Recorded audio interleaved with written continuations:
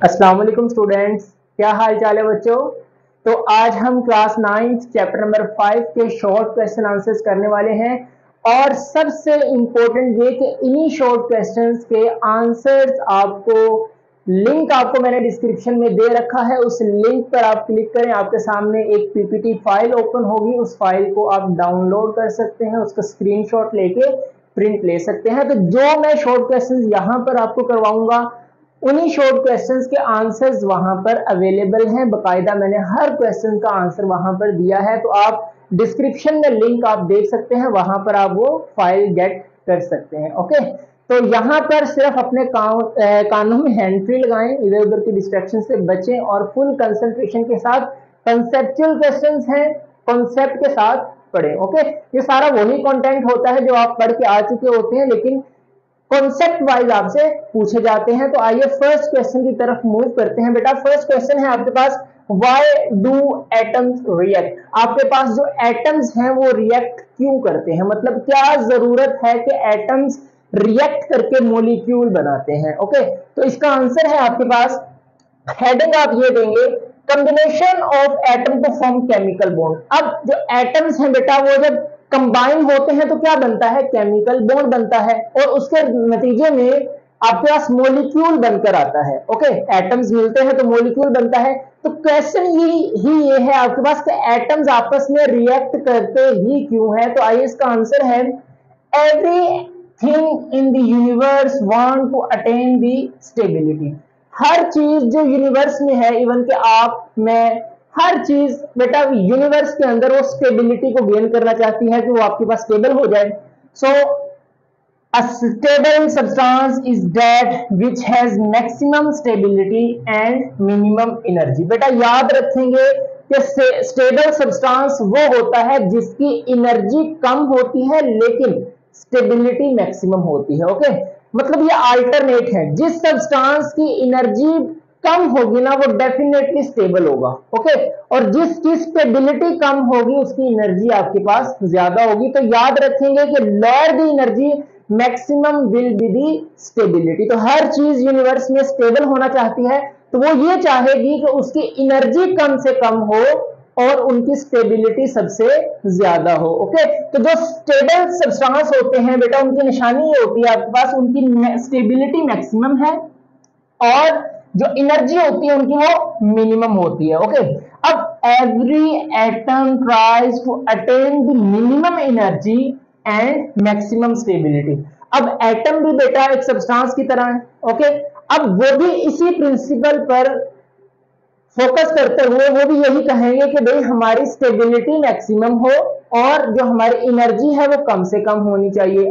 Okay, अब जो atom की स्टेबिलिटी का साइन है, ये हमने क्या डिस्कस किया था, the sign of stability of atoms to attain the electronic configuration of noble gases. बेटा जो नोबल गैसेस हैं वो आपके पास बहुत ज्यादा स्टेबल होते हैं और उनकी एनर्जी कम होती है। अब एटम्स ये चाहते हैं, एटम की स्टेबिलिटी का साइन ये है कि वो नोबल गैस इलेक्ट्रॉनिक कॉन्फ़िगरेशन को अटेन करें। मतलब कि या तो वो अपने वैलेंस शेल में 2 इलेक्ट्रॉन्स रखें या वो अपने वैलेंस शेल में 8 इलेक्ट्रॉन्स रखें। अब यहां पर 2 पॉइंट्स मैंने लिखे हैं कि जो आपका हीलियम है, helium has 2 electrons in their valence shell. जो हीलियम है उसके वैलेंस शेल में 2 इलेक्ट्रॉन्स होते हैं, मतलब उसका डुप्लेट कंप्लीट होता है। And all other inert gases have 8 electrons in their valence shell. और बाकी जितनी भी आपके पास नोबल गैसेस हैं, neon, argon, krypton, xenon, radon, उन सब के वैलेंस शेल में 8 इलेक्ट्रॉन्स, मतलब उनका ऑक्टेट कंप्लीट होता है। ओके, तो हम पूरे चैप्टर में यही डिस्कस करते आए कि वही एटम आपका स्टेबल होगा जिसका या तो ऑक्टेट या तो डुप्लेट कंप्लीट होगा, वो स्टेबल होंगे। ओके, और जो स्टेबल होगा उसकी एनर्जी मिनिमम होगी और जिसकी एनर्जी मिनिमम और मैक्सिमम उनकी क्या होगी, स्टेबिलिटी होगी। So noble gases are also called inert gases. अब नोबल गैसेस को हम इनर्ट गैसेस क्यों कहते हैं, because these elements are chemically inert। वो केमिकल रिएक्ट नहीं करना चाहती and not take a part in chemical bonding, और वो केमिकल बॉन्डिंग में भी पार्टिसिपेट नहीं करना चाहती। बेटा एटम जो है ये स्टेबिलिटी गेन करने के लिए ही तो रिएक्ट करते हैं, है ना। इसका सिंपल सा अगर आप आंसर दें, अभी तो आपने बोर्ड क्वेश्चन लिखना तो आप ये सारा लिखेंगे, सिंपल अगर वन वर्ड आंसर बोलना चाहें तो आप ये कहेंगे वन लाइन में कि एटम्स स्टेबिलिटी गेन करने के लिए आपस में रिएक्ट करते हैं। अब स्टेबिलिटी का साइन क्या है, या वो नोबल गैस की कॉन्फ़िगरेशन अटेन करें। अब नोबल गैस खुद ही स्टेबल है तो वो क्यों किसी के साथ रिएक्ट करेंगी, ठीक है।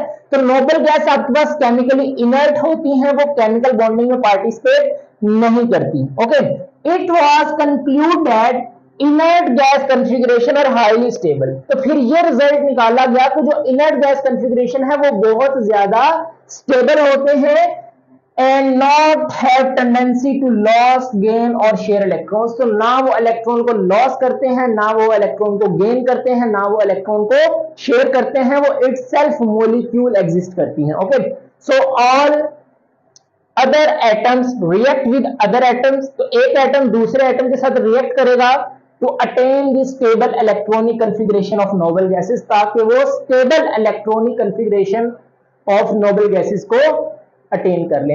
तो सिंपल सा इसका आंसर ये है आपके पास कि एटम्स स्टेबिलिटी गेन करने के लिए, स्टेबल होने के लिए, अपनी एनर्जी को मिनिमम करने के लिए, स्टेबिलिटी को मैक्सिमम करने के लिए रिएक्ट करती हैं और रिएक्ट करने के बाद वो मॉलिक्यूल बनाती हैं दैट इज स्टेबल। ठीक है, तो एटम उनकी एनर्जी मैक्सिमम होती है, स्टेबिलिटी मिनिमम होती है।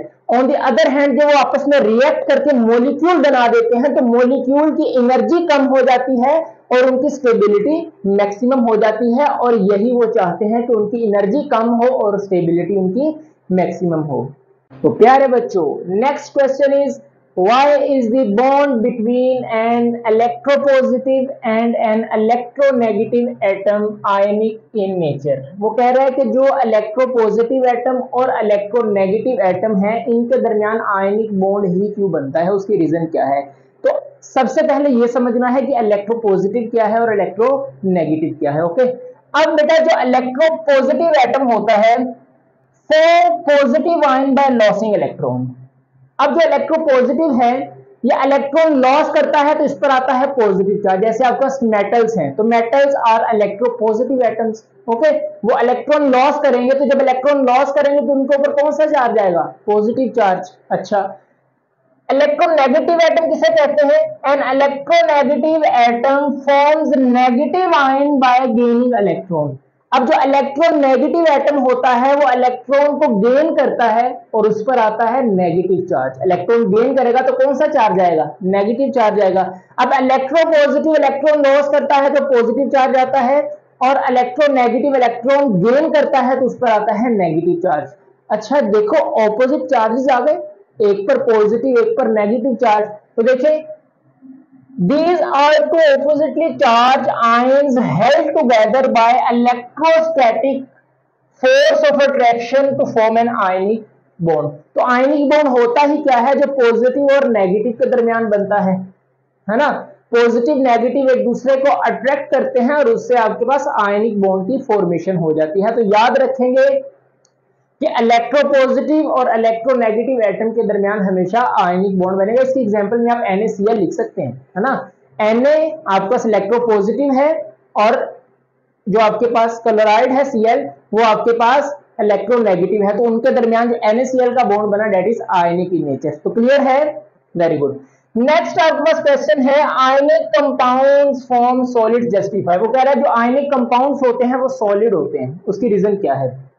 तो देखें, the ionic compounds oppositely charged ions are held together by electrostatic force of attraction। अभी हमने डिस्कस किया कि जो आयनिक कंपाउंड्स होते हैं उनमें ऑपोजिटली चार्ज पॉजिटिव और नेगेटिव के दरमियान strong electrostatic force of attraction present होती है। ओके, वो एक दूसरे को बहुत स्ट्रॉन्गली अट्रैक्ट करते हैं। उससे होगा क्या, Their ions do not have freedom to movement। उनके आयंस फ्रीली मूव नहीं करते, ठीक है। वो आपके पास जब एक दूसरे से अट्रैक्ट हो जाते हैं तो वो इधर उधर मूव नहीं कर सकते रैंडमली। सो दे ऑक्यूपाई फिक्स पोजीशन, उनकी पोजीशन फिक्स हो जाती है। और आपको पता है कि जो सॉलिड सब्सटेंसेस होते हैं उनमें भी यही प्रॉपर्टीज होती हैं कि उनकी पोजीशन फिक्स होती हैं, वो एक जगह से दूसरी जगह मूव नहीं कर पाते। तो स्ट्रॉन्ग फोर्स ऑफ अट्रैक्शन होने की वजह से जो आपके पास आयनिक कंपाउंड्स हैं वो सॉलिड्स होते हैं, क्योंकि उनमें आयन जो है वो मूव नहीं कर सकते और उनकी जो पोजीशंस होती हैं वो फिक्स हो जाती हैं। That's why ionic compound form solid. तो वो आपका सॉलिड की फॉर्म होते हैं, जैसे आपका NaCl सोडियम क्लोराइड की ही अगर एग्जांपल लें तो नमक आपके पास सॉलिड फॉर्म में ही होता है क्योंकि उनमें strong force of attraction present होती है। Question number 4 is more electronegative elements form bonds between themselves justify। वो आपसे पूछ रहा है कि जो ज्यादा इलेक्ट्रोनेगेटिव एलिमेंट हैं वो आपस में ही बॉन्ड क्यों बनाते हैं या आपस में बॉन्ड बनाने को क्यों ज्यादा फेवरेबल समझते हैं, इसको आपने जस्टिफाई करना है। ओके, अब इलेक्ट्रोनेगेटिव एलिमेंट क्या होते हैं? जो इलेक्ट्रॉन गेन करते हैं और उन पर नेगेटिव चार्ज आता है। ओके, अब मोर इलेक्ट्रोनेगेटिव एलिमेंट का क्या मतलब है? तो उनके पास ज्यादा टेंडेंसी होती है कि वो इलेक्ट्रॉन को गेन करें। अच्छा, वो आपस में ही क्यों बॉन्ड बनाना चाहते हैं? तो देखिए, जो मोर इलेक्ट्रोनेगेटिव एलिमेंट्स हैं उनकी कुछ प्रॉपर्टीज देखें, है इक्वल और नियरली इक्वल इलेक्ट्रॉन अफिनिटीज। बेटा, जो मोर इलेक्ट्रोनेगेटिव एलिमेंट्स हैं उनकी या तो एक दूसरे के इक्वल या नियरली इक्वल जो है वो इलेक्ट्रॉन अफिनिटीज होती हैं। अब इलेक्ट्रॉन अफिनिटीज क्या होती हैं? वैलेंस शेल में इलेक्ट्रॉन्स को ऐड करना, उसके लिए जो एनर्जी रिलीज होगी उसको हम क्या कहेंगे? Electron affinity.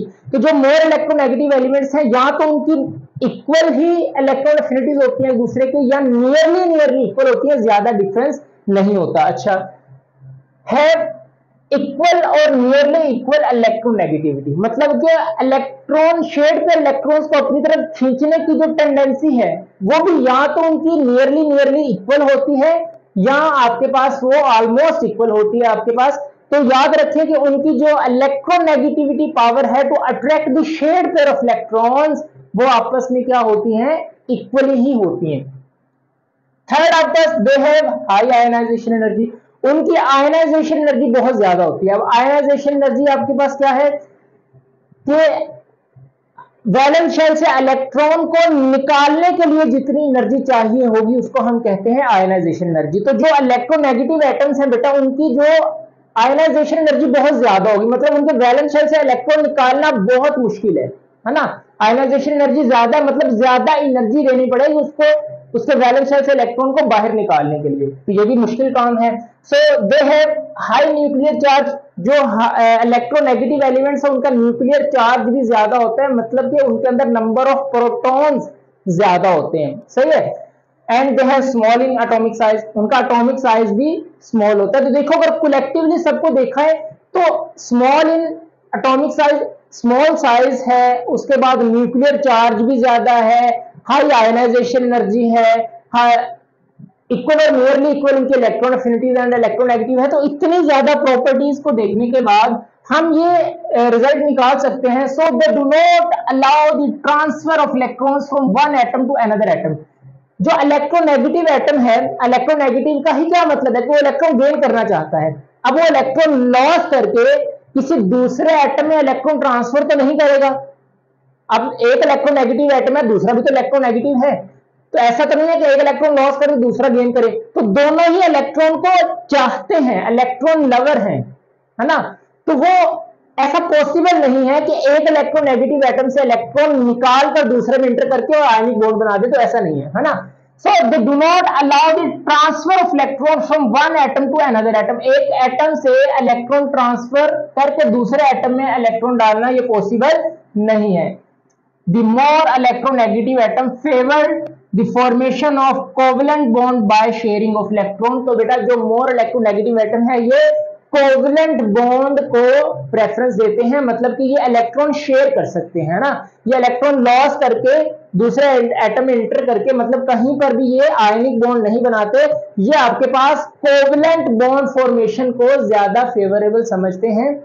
तो इसका अगर यहीं से सेकंड क्वेश्चन बन जाए कि क्यों आपके पास ज्यादा, मतलब ये आपको क्वेश्चन ना दे कि मोर electronegative element form bond between them से, वो आपको इस तरह क्वेश्चन दे दे कि जो इलेक्ट्रोनेगेटिव एटम्स हैं, वो जो इलेक्ट्रोनेगेटिव एलिमेंट्स हैं वो कोवलेंट बॉन्ड की फॉर्मेशन को ही क्यों फेवरेबल समझते हैं। तो आप यही रीजन लिखेंगे, सेम क्वेश्चन का आंसर यही आप क्वेश्चन ये नोट कर लें कि why more electronegative elements favour covalent bond, वो कोवेलेंट बॉन्ड को क्यों प्रेफरेंस देते हैं, कोवेलेंट बॉन्ड को क्यों फेवरेबल समझते हैं। तो यही आप इसका आंसर लिखेंगे कि वो इलेक्ट्रॉन ट्रांसफर नहीं कर सकते क्योंकि दोनों की जो प्रॉपर्टीज हैं वो नियरली सेम होती है।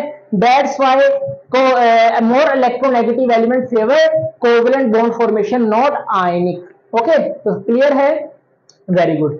नेक्स्ट आपके पास क्वेश्चन है metals are good conductor of electricity why. आपसे रीजनिंग क्वेश्चन पूछा है कि जो मेटल्स हैं वो गुड कंडक्टर हैं इलेक्ट्रिसिटी के, उसकी रीजन आपने लिखनी है। अच्छा, this is because the metals easily loss electrons and become positive ion. बेटा मेटल्स क्या होते हैं, जो इलेक्ट्रॉन इजिली लॉस कर देते हैं और उन पर पॉजिटिव चार्ज आ जाता है। मतलब ये मेटल है आपके पास, इसने एक इलेक्ट्रॉन लॉस किया M पॉजिटिव और इसने ये आपके पास पॉजिटिव आयन बना। अच्छा, अब व्हेन यहां पर आएगा व्हेन इलेक्ट्रिसिटी इज अप्लाइड। अब जैसे ही आप इलेक्ट्रिसिटी अप्लाई करते हो between the two ends of metals the free mobile electron start moving toward the positive plate. अब देखें, इस चीज को यूं समझें कि जो इलेक्ट्रिक फील्ड है उसमें क्या होता है बेटा, पॉजिटिव नेगेटिव, है ना। ये देखिए आपके पास, ये आपके पास लेट्स सपोज पॉजिटिव प्लेट है, ये आपके पास नेगेटिव प्लेट है। अब ये मेटल्स उसने इलेक्ट्रॉन लॉस कर दिया। अब जैसे ही आप बेटा इसको इलेक्ट्रिसिटी पास करवाएंगे ना, ये पॉजिटिव ये नेगेटिव, तो ये आपके पास जैसे ही इलेक्ट्रिसिटी पास होगी तो ये जो फ्री मोबाइल इलेक्ट्रॉन है ये पॉजिटिव प्लेट की तरफ मूव करना शुरू कर देगा, क्योंकि इलेक्ट्रॉन पर नेगेटिव चार्ज है तो ये पॉजिटिव प्लेट की तरफ मूव करेगा। तो यही मैंने लिखा है कि व्हेन इलेक्ट्रिसिटी इज अप्लाइड, जैसे ही आपने इलेक्ट्रिसिटी अप्लाई की between the two ends of metal, metal के दोनों एंड पर द फ्री मोबाइल इलेक्ट्रॉन्स, ये वाला start moving toward positive plate, तो वो पॉजिटिव प्लेट की तरफ मूव करेगा। The flow of electrons occur from negative to positive plate, ठीक है। तो वो आपके पास इलेक्ट्रॉन का फ्लो होना स्टार्ट हो जाएगा नेगेटिव प्लेट से पॉजिटिव प्लेट की तरफ। तो बेटा यही जो आपके पास these free mobile electrons are responsible for the flow of electricity in the metals. तो जो आपके पास मेटल्स हैं उनमें ये फ्री इलेक्ट्रॉन्स की जो मूवमेंट है उसी की वजह से ही तो आपके पास करंट पास होता है, ठीक है। तो आप ये लिखेंगे कि जो मेटल्स हैं उनमें आयंस की जो मूवमेंट होती है वो फ्री होती है और आयंस की मूवमेंट की वजह ही से करंट जो है वो फ्लो करता है। That's why metals are good conductor of heat and electricity. Next question number 6 है आपके पास, ionic salts conduct electricity in solution और मोल्टन फॉर्म जस्टिफाइड एट। वो कह रहा है कि जो आपके पास आयनिक सॉल्ट्स हैं वो सॉल्यूशन की फॉर्म में as well as molten form में, वो दोनों ही केसेस में इलेक्ट्रिसिटी को कंडक्ट करते हैं। उसकी रीजन आपने बतानी है। सॉल्यूशन से ये मुराद है कि आप किसी आयनिक सॉल्ट को वाटर में ऐड करें और उसका सॉल्यूशन बना दें। जैसे NaCl को अगर आप पानी में ऐड करते हैं ना तो वो उसका बनता है सॉल्यूशन, ओके। लेकिन अगर आप NaCl को मेल्ट करके लिक्विड फॉर्म में लेकर आते हैं तो उसको कहते हैं मोल्टन फॉर्म, ओके। अब आपके पास जो आयनिक सॉलिड्स होते हैं वो सॉल्यूशन की फॉर्म में और मोल्टन फॉर्म में, दोनों ही केसेस में वो इलेक्ट्रिसिटी को कंडक्ट करते हैं, इलेक्ट्रिसिटी उन्हें पास करती है। उसकी रीजन आपने बतानी है।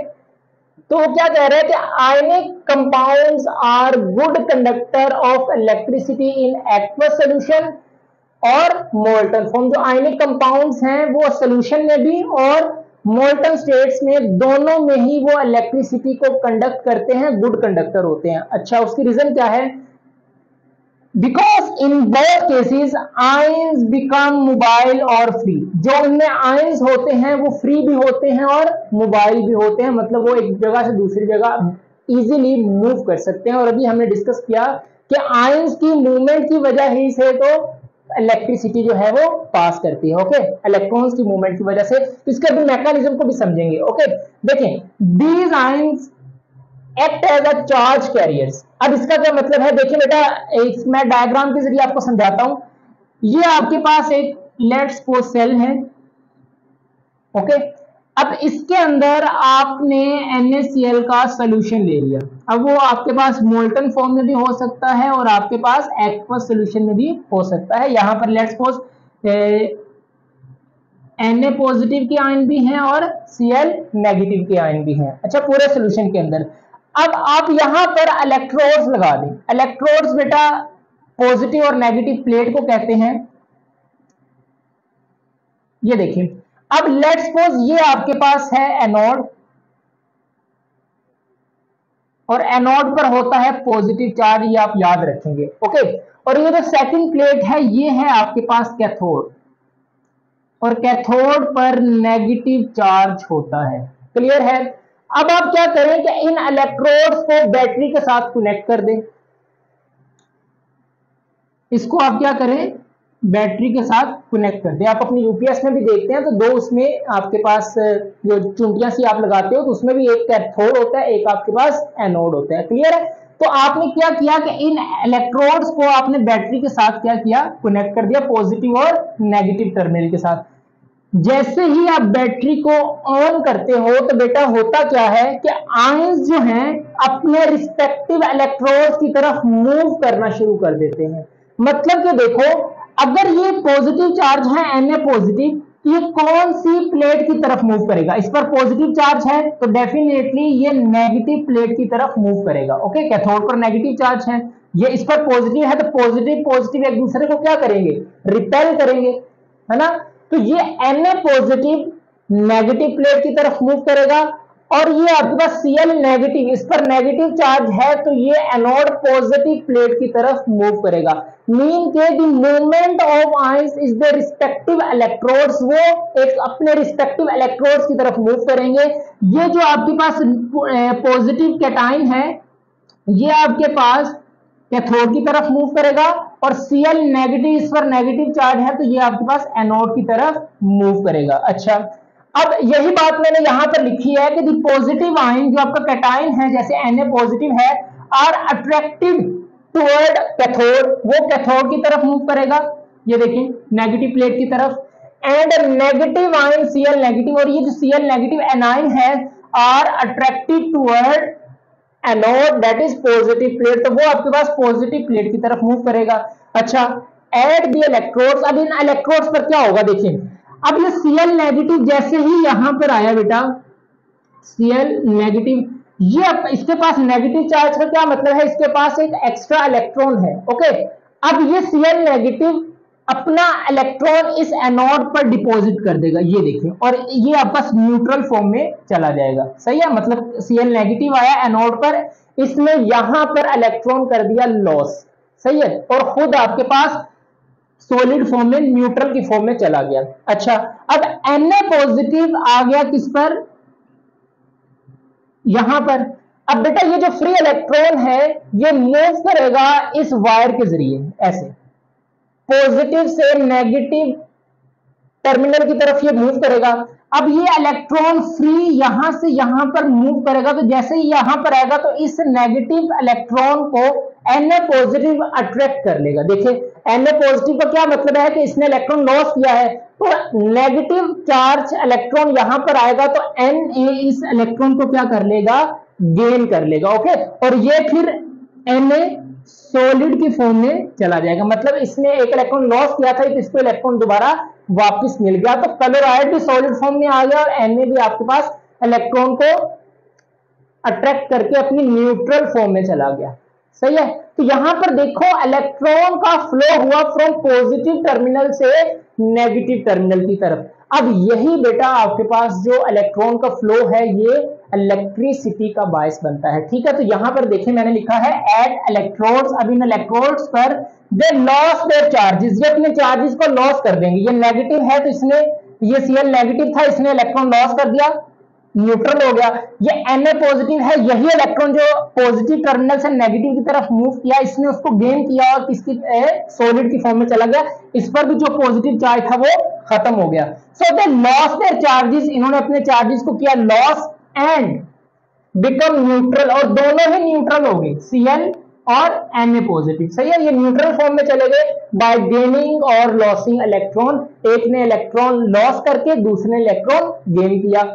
तो जो आपके पास इस पर नेगेटिव चार्ज था, इसने इलेक्ट्रॉन लॉस करके खुद को न्यूट्रल किया और वो इलेक्ट्रॉन मूव किया इस पॉजिटिव टर्मिनल से नेगेटिव टर्मिनल की तरफ, और इस सोडियम Na पॉजिटिव ने इलेक्ट्रॉन गेन करके खुद को न्यूट्रल किया। तो that's why in both cases, molten and solution के केस में, जो आयनिक सॉल्ट्स होते हैं, आयनिक कंपाउंड्स होते हैं, वो गुड कंडक्टर होते हैं इलेक्ट्रिसिटी का, क्योंकि उनमें आयंस आपके पास फ्री टू मूव होते हैं। क्लियर है?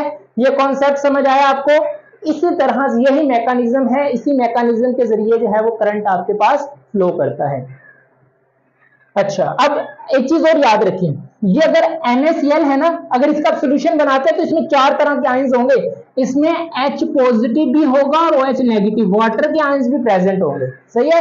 तो अगर आपका मोल्टन फॉर्म में है तो सिर्फ Na पॉजिटिव और Cl नेगेटिव के आयंस होंगे, लेकिन अगर वाटर का केस है, मतलब आपने NaCl को वाटर में ऐड किया, उसका सोल्यूशन बनाया है, तो डेफिनेटली उसमें H पॉजिटिव और OH नेगेटिव के आयंस भी होंगे, लेकिन हमारा कंसर्न सिर्फ Na और Cl नेगेटिव के साथ है, Na पॉजिटिव और Cl नेगेटिव के साथ है। क्लियर है? Very good.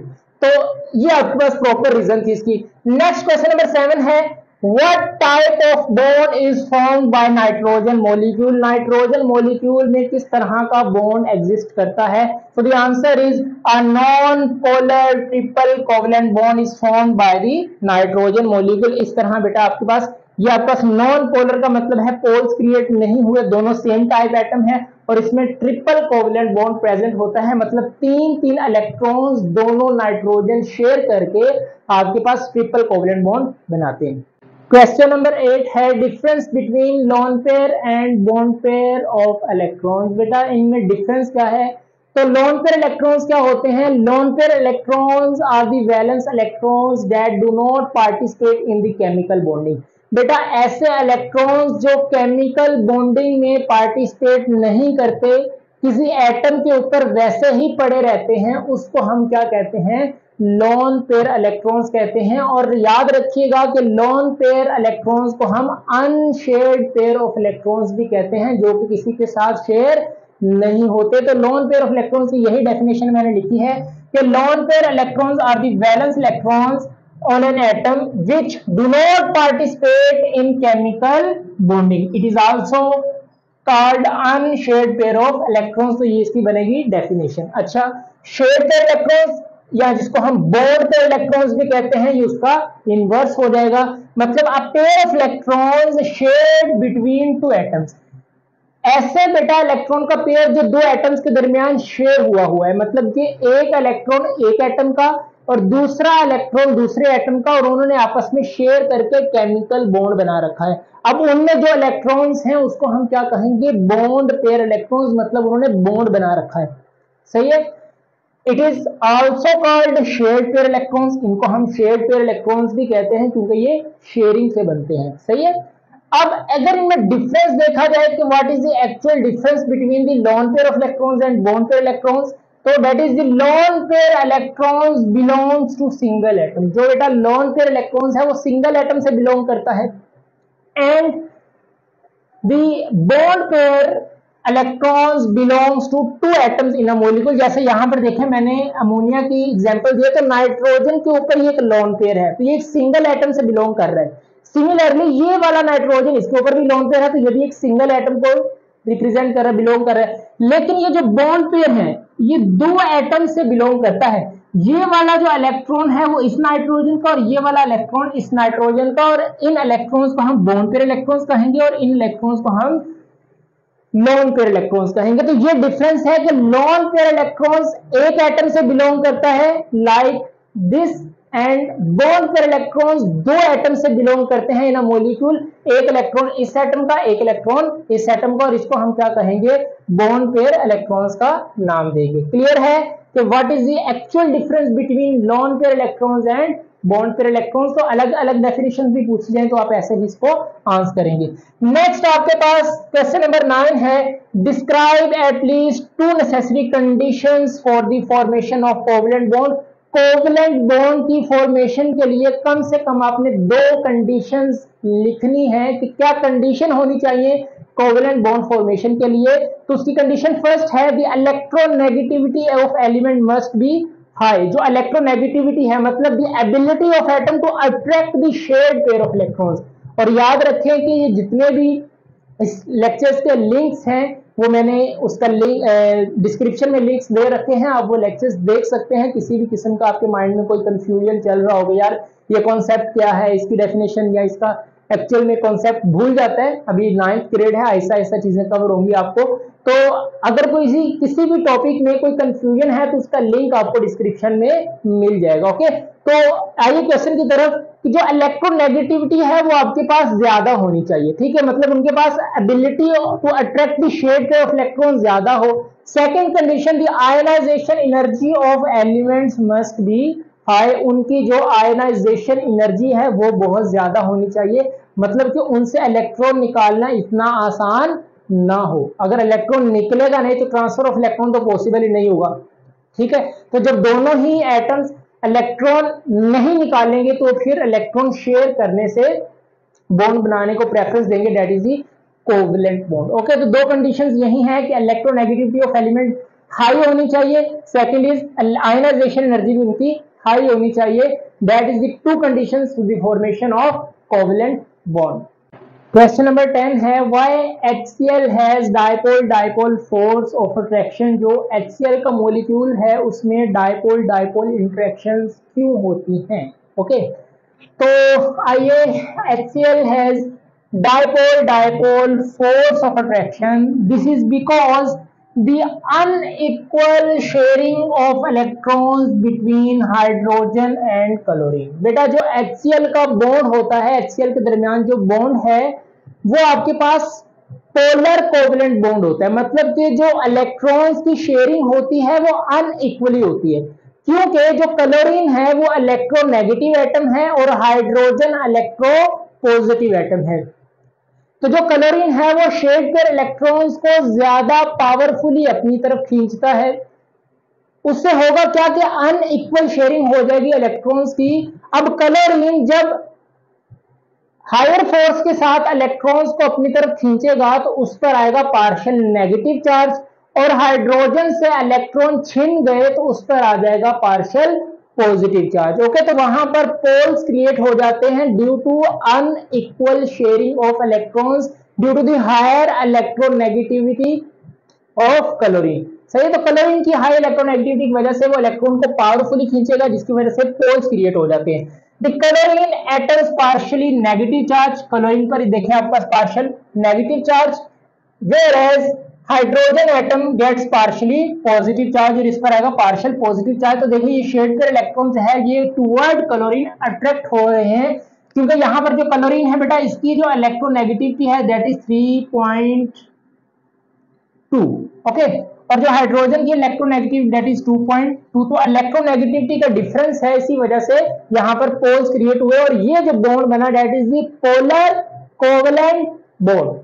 यस, अब when partial positive and partial negative charges exist at 2 different positions in a molecule। तो देखो एक मॉलिक्यूल के अंदर जो पार्शियल पॉजिटिव और पार्शियल नेगेटिव 2 डिफरेंट पोजीशंस पर एग्जिस्ट कर रहा हो, ये एक मॉलिक्यूल है। अब बेटा HCl का एक मॉलिक्यूल तो नहीं है, हजारों के हिसाब से मॉलिक्यूल्स होंगे, तो जो आपके पास इसी तरह का एक और मॉलिक्यूल होगा तो the adjacent molecule like this, इसी तरह का कोई और molecule will arrange themselves in such a way, वो खुद को इस तरह अरेंज करेंगे that the negative portion of one molecule come near to the positive portion of the other molecule, कि एक मॉलिक्यूल का जो नेगेटिव है दूसरा मॉलिक्यूल का पॉजिटिव उसके करीब आ जाएगा, क्योंकि पॉजिटिव नेगेटिव एक दूसरे को अट्रैक्ट करेंगे।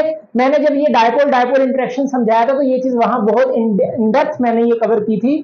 तो अगर आप कंप्लीट सीरीज मुझसे लेकर आए हैं तो ये क्वेश्चन आपको समझने में आसानी हो रही है, ठीक है, क्योंकि मैं ना अंदर सारी वो चीजें कवर कर देता हूँ ड्यूरिंग लेक्चर्स कि आपको किसी भी किस्म का प्रॉब्लम ना हो। जब मैं कोई कॉन्सेप्ट बताऊं तो आप ये ना कहें कि सर पता नहीं आपने क्या पढ़ाई जा रहे हैं, ऐसा नहीं है, ठीक है। मैं हर चीज वहां पर कवर करके चलता हूं ताकि मेरे स्टूडेंट्स को कोई प्रॉब्लम ना हो। ओके, हाँ, तो ये चीजें मैंने वहां पर बहुत अच्छे से कवर करवाई थी कि एक मॉलिक्यूल का पॉजिटिव दूसरे मॉलिक्यूल के नेगेटिव के पास आ जाएगा। ओके, दैट इट रिजल्ट्स होगा क्या, इन net force of attraction between oppositely charge portion of the two adjacent molecules.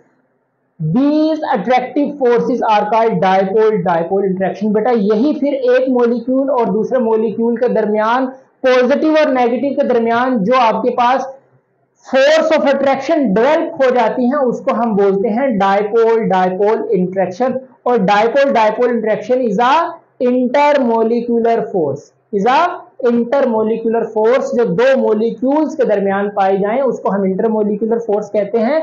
और यहां पर मैंने देखो रिप्रेजेंट किया है, ये HCl का मॉलिक्यूल है। अब ये वाला मॉलिक्यूल खुद को इस तरह अरेंज करके आया कि इसका नेगेटिव इसका पॉजिटिव के पास आया, और ये जो फोर्स ऑफ अट्रैक्शन डेवलप हुई दो मॉलिक्यूल्स के दरमियान, दैट इज डायपोल इंटरेक्शन। ये देखिए ये वाला मॉलिक्यूल खुद को इस तरह अरेंज करके आया कि इसका पॉजिटिव इसके नेगेटिव के पास आया, इनके दरमियान फोर्स ऑफ अट्रैक्शन डेवलप हुई, that is the dipole force of attraction। ठीक है, that's why HCl molecule have dipole force of attraction।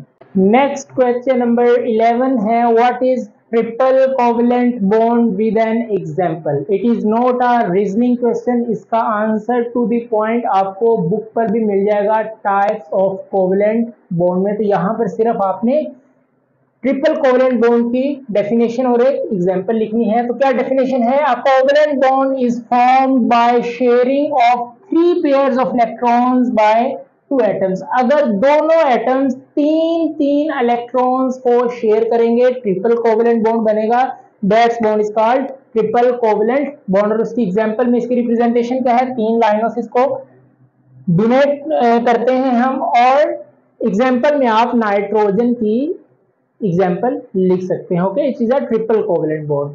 Yes, अब क्वेश्चन नंबर 12 है, what is the difference between polar and non polar covalent bond, explain with an example. इनमें क्या difference है बेटा, जो polar covalent bond है, a polar covalent bond form between 2 atoms, ये उन 2 एटम्स के दरमियान बॉन्ड बनेगा इन विच the shared pair electrons is attracted unequally by both the atoms। 2 atoms के दरमियान कोवलेंट बॉन्ड बना, अब वो जो शेड पेयर इलेक्ट्रॉन्स हैं वो दोनों एटम्स में इक्वली डिस्ट्रीब्यूट नहीं है, मतलब कहीं ना कहीं एक एटम की इलेक्ट्रोनेगेटिविटी पावर ज्यादा होगी तो वो इलेक्ट्रॉन शेड पेयर इलेक्ट्रॉन्स को अपनी तरफ खींचेगा, तो वहां पर पोल्स क्रिएट होंगे, and that's bond is polar covalent bond. Bond तो शेयरिंग से ही बना, लेकिन वो जो शेड पेयर ऑफ इलेक्ट्रॉन्स हैं वो किसी एक एटम की तरफ अट्रैक्ट हो जाएंगे, मतलब कि अनइक्वली शेयरिंग हो जाएगी इलेक्ट्रॉन्स की ड्यू टू इलेक्ट्रोनेगेटिव एटम, ज्यादा इलेक्ट्रोनेगेटिव एटम होने की वजह से, तो वहां पर पोल्स क्रिएट हो जाएंगे। उस तरह का जो बॉन्ड बनेगा that is the polar covalent bond. तो यहां पर देखिए, it is a covalent bond form between 2 different atoms. अगर 2 डिफरेंट एटम्स के दरमियान कोवलेंट बॉन्ड बना है तो उनमें डेफिनेटली इलेक्ट्रोनेगेटिविटी का डिफरेंस भी होगा, that's bond is called polar covalent bond. Example में आप हाइड्रोफ्लोरिक एसिड लिख सकते हैं, HCl लिख सकते हैं, वाटर मॉलिक्यूल लिख सकते हैं, etcetera. So on the other hand non polar covalent bond क्या है, उसका इनवर्स हो जाएगा, a covalent bond form between 2 atoms in which the shared pair electrons is attracted equally by both atoms। सिर्फ एक वर्ड का डिफरेंस है यहाँ पर, अनइक्वली यहाँ पर इक्वली। अगर दोनों एटम्स के दरमियान shared pair electrons equally attract हैं, दोनों की इलेक्ट्रोनेगेटिविटी सेम है या नियरली सेम है आपके पास, तो उनके दरमियान जो कोवलेंट बॉन्ड बनता है वो बनता है नॉन पोलर कोवलेंट बॉन्ड। वहां पर कहीं पर भी आपके पास पोल्स क्रिएट नहीं होते, partial positive partial negative charges नहीं आते। ऑन द अदर यहाँ पर आते हैं, हाइड्रोजन पर पार्शियल पॉजिटिव, फ्लोरीन पर पार्शियल नेगेटिव, हाइड्रोजन पर पार्शियल पॉजिटिव, फ्लोरीन पर पार्शियल नेगेटिव, ऑक्सीजन पर पार्शियल नेगेटिव, हाइड्रोजन पर पार्शियल पॉजिटिव, पोल्स क्रिएट होते हैं। लेकिन यहाँ पर नहीं है, यहाँ पर देखें क्या लिखा है, it is covalent bond form between two same atoms. अगर दो सेम एटम्स के दरमियान आपके पास बॉन्ड बना है, the like H2, F2, Cl2, Br2, hydrogen का मॉलिक्यूल, फ्लोरीन का, क्लोरीन का, ब्रोमीन का, तो सिमिलर टाइप ऑफ एटम्स के दरमियान जो कोवलेंट बॉन्ड बना, किसी किस्म की इलेक्ट्रोनेगेटिविटी डिफरेंस नहीं है, बॉन्ड तो शेयरिंग से बना है, लेकिन इलेक्ट्रोनेगेटिविटी डिफरेंस ना होने की वजह से जो शेयर्ड पेयर ऑफ इलेक्ट्रॉन्स हैं वो इक्वली अट्रैक्ट रहते हैं दोनों एटम्स की तरफ से, पोल्स क्रिएट नहीं होती। That's why it is called non polar covalent bond. Next question number 13 है, why a covalent bond become polar. आपके पास जो कोवलेंट बॉन्ड है वो पोलर किस वजह से होता है? ओके, इसका सिंपल सा आंसर तो यही है कि पोलर कोवलेंट बॉन्ड इस वजह से होता है कि दोनों एटम्स में अनइक्वल डिस्ट्रीब्यूशन हो जाती है बॉन्ड पेयर इलेक्ट्रॉन्स की, क्योंकि किसी एक एटम की जो इलेक्ट्रोनेगेटिविटी है वो ज्यादा होगी, तो जिस एटम की इलेक्ट्रोनेगेटिविटी ज्यादा होगी तो वो शेयर्ड पेयर इलेक्ट्रॉन्स को ज्यादा अपनी तरफ खींचेगा, तो उस पर आ जाएगा पार्शियल नेगेटिव चार्ज, तो दूसरे एटम पर definitely partial positive charge. Poles create हुए तो बना पोलर कोवलेंट बॉन्ड। तो आपको कॉन्सेप्ट्स आने चाहिए, जब कॉन्सेप्ट्स आपके स्ट्रॉन्ग होंगे तो आप क्वेश्चन का आंसर खुद भी लिख सकते हैं, जरूरी नहीं आपने रट्टा ही मारना है। हजारों बुक्स देखेंगे, हजारों बुक्स के अंदर एक ही क्वेश्चन के 1000 तरह से आंसर लिखा होगा, ठीक है, डिफरेंट वे से। तो आपको कॉन्सेप्ट पता होना चाहिए, अगर आपके माइंड में थ्योरी निकल भी जाए, कॉन्सेप्ट हो आप खुद उसको राइट डाउन कर सकते हैं। ओके, तो क्या है जी, a covalent bond become polar due to unequal attracting ability of two bonded atoms. Okay, the electrons are attracted toward more electronegative atom. Electrons उस एटम की तरफ मूव करेंगे जिसकी इलेक्ट्रोनेगेटिविटी पावर ज्यादा होगी, सही, ये भी क्लियर है। थस होगा क्या, the one end जो एक एटम होगा कोवलेंट बॉन्ड के अंदर has a partial negative charge, तो उस पर आ जाएगा partial negative charge, and the other ends जो दूसरा एंड होगा एटम का definitely gets partial positive charge, तो उस पर आएगा partial positive charge. Due to this covalent bond become polar. जैसे यहां पर एग्जांपल देखें, HCl का है तो क्लोरीन की इलेक्ट्रोनेगेटिविटी है 3.2, हाइड्रोजन की इलेक्ट्रोनेगेटिविटी है 2.2, तो ये जो आपके पास इलेक्ट्रॉन्स हैं it is attracted toward more electronegative atom chlorine, तो इस पर आएगा पार्शियल नेगेटिव, इस पर आएगा पार्शियल पॉजिटिव, तो ओवरऑल मॉलिक्यूल क्या बना आपके पास, पोलर, और ये आपके पास पोलर कोवलेंट बॉन्ड बना। क्लियर है। नेक्स्ट क्वेश्चन नंबर 14 है प्यारे बच्चों, what is the relationship between electronegativity and polarity, that is very important. बच्चों को यही समझ नहीं आ रही होती कि पोलैरिटी क्या है, इलेक्ट्रोनेगेटिविटी क्या है। इलेक्ट्रोनेगेटिविटी तो उनको पता होता है, अब पोलैरिटी क्या है आइए इसको समझते हैं। अब इनमें रिलेशनशिप क्या है, the polarity of covalent bond depends on electronegativity. बेटा जो आपके पास पोलैरिटी है ये डिपेंड करती है electronegativity difference between two bonded atoms. अब दो एटम्स ने बॉन्ड बनाया है कोवलेंट बॉन्ड, अब जो पोलैरिटी होगी वो उन एटम्स की जो इलेक्ट्रोनेगेटिविटी डिफरेंस है उस पर डिपेंड करती है, दैट इज वेरी इंपॉर्टेंट। यही लाइन यहां पर रिलेशनशिप को एक्सप्लेन करती है कि the polarity of covalent bond की जो पोलैरिटी है ये डिपेंड करती है इलेक्ट्रोनेगेटिविटी डिफरेंस के ऊपर। अब इन्वर्टेड कॉमास के अंदर मैंने एक लाइन लिखी है, greater the electronegativity difference more will be the polar covalent bond. अब जितना ज्यादा इलेक्ट्रोनेगेटिविटी डिफरेंस होगा उतना ही बॉन्ड भी आपका पोलर होगा। ये इसको एग्जांपल से मैं आपको कवर करवाता हूं। देखें, एक बॉन्ड है आपके पास HF और सेकंड बॉन्ड है HCl। मैंने आपसे पूछा कि प्यारे बच्चों ये दोनों ही कोवलेंट बॉन्ड है, लेकिन किसकी पोलैरिटी ज्यादा है, कौन सा ज्यादा पोलर कोवलेंट बॉन्ड है, सही है।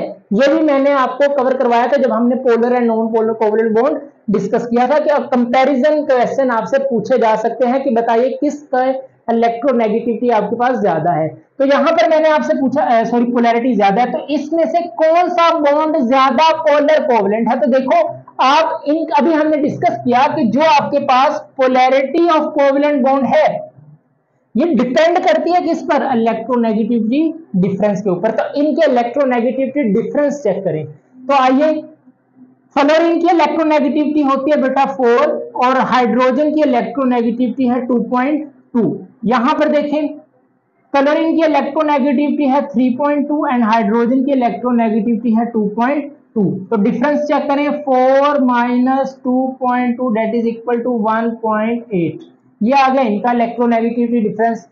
इधर देखें, 3.2 minus 2.2 is equal to 1, only 1। Okay, तो इसके इलेक्ट्रोनेगेटिविटी डिफरेंस कितना आया, 1।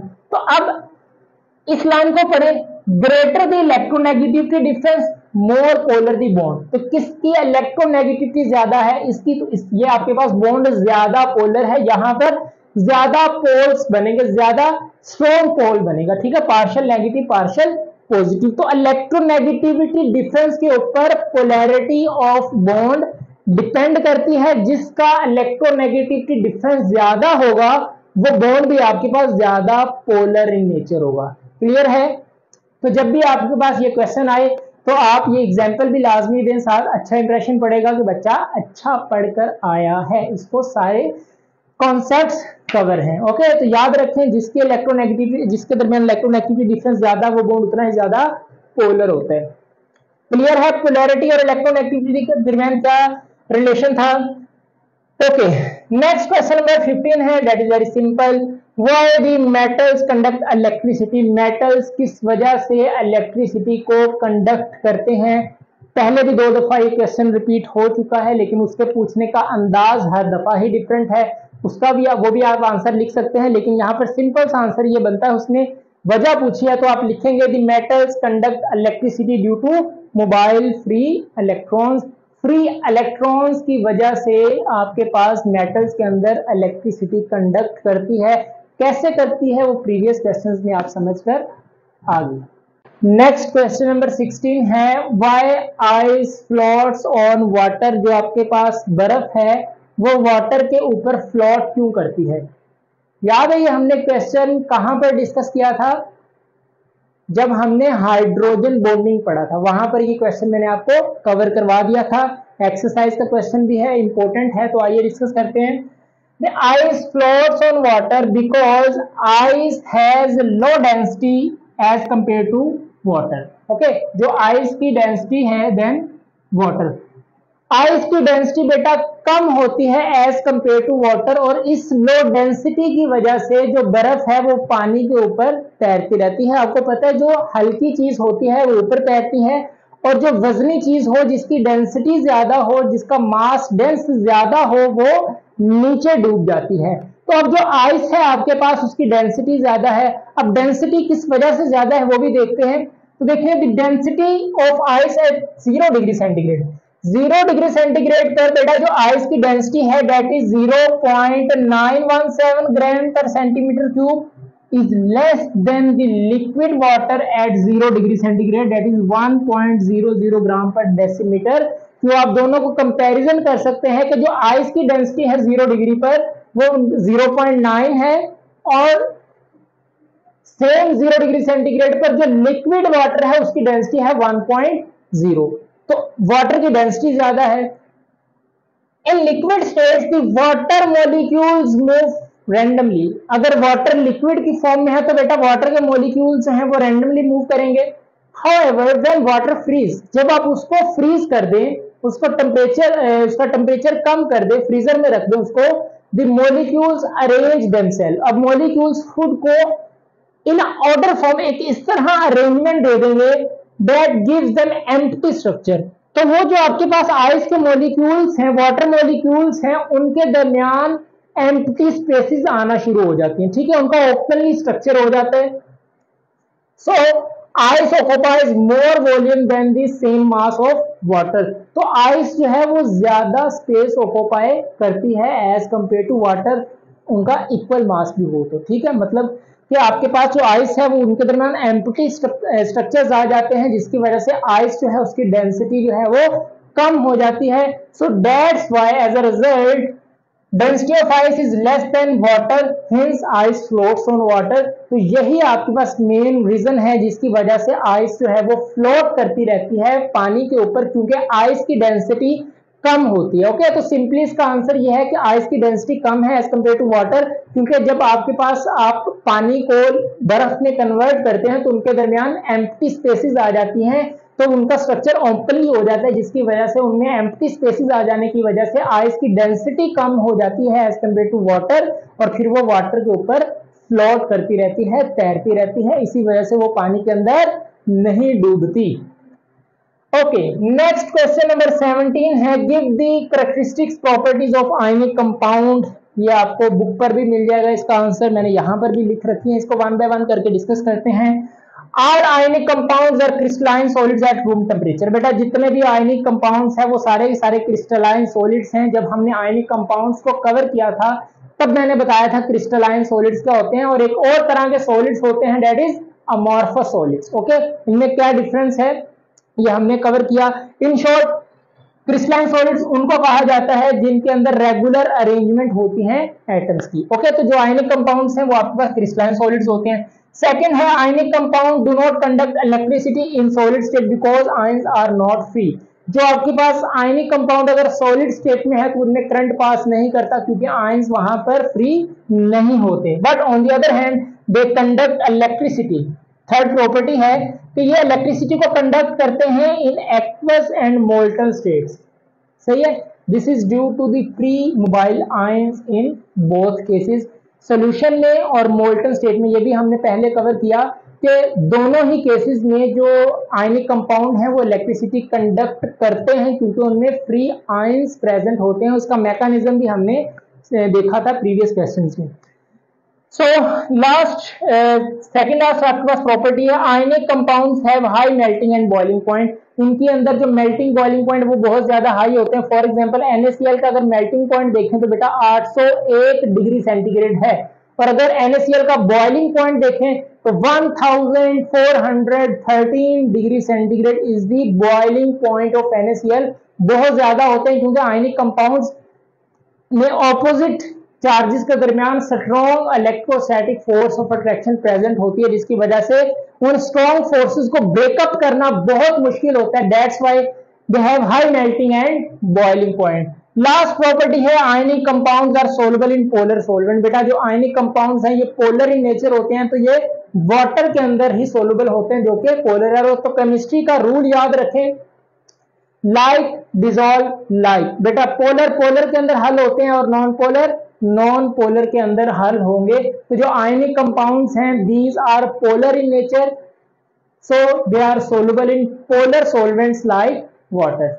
लास्ट क्वेश्चन है आपके पास, what characteristics properties do covalent compounds have. तो यहां पर बेटा आपने कोवेलेंट कंपाउंड की प्रॉपर्टीज को लिखना है, तो जल्दी से आइए डिस्कस कर लें। Covalent compounds have low melting and boiling point. इनका melting and boiling point low होता है as compare to ionic compounds. They are usually bad conductor of electricity. ये इलेक्ट्रिसिटी के बैड कंडक्टर्स होते हैं। थर्ड है आपके पास, they are insoluble in polar solvents. ये खुद नॉन पोलर होते हैं, तो डेफिनेटली ये आपके पास पोलर सॉल्वेंट्स में हल नहीं होते।